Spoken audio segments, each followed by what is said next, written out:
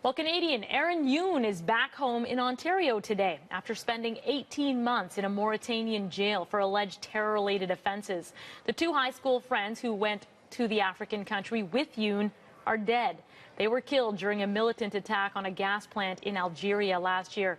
There are lingering questions about Yoon's past and his future here.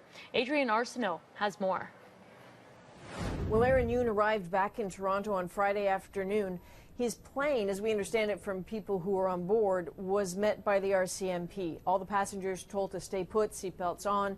The RCMP officers boarded the plane, took Yoon off into a car and away for questioning.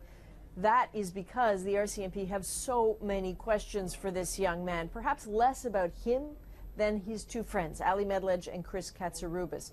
Those are the two who died as militants in that gas plant attack in January.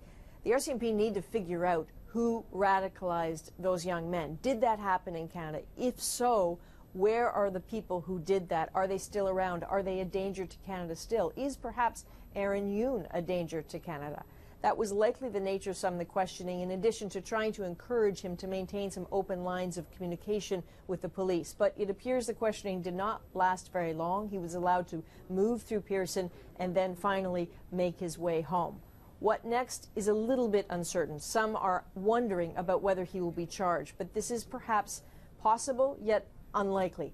What charge would it be? What proof would they have? The difficulty really is with the evidence, because Aaron Yoon has said all along that he was tortured into confessing in Mauritania. That taints all that evidence. It is more likely that he will simply have to find his way in Canada, knowing that various authorities here will be watching him very carefully. He may be, in some points, concerned for his own safety. If there are those who radicalized his friends still in London, Ontario, they too may be keeping an eye on him. Adrian Arsenault, CBC News, Toronto.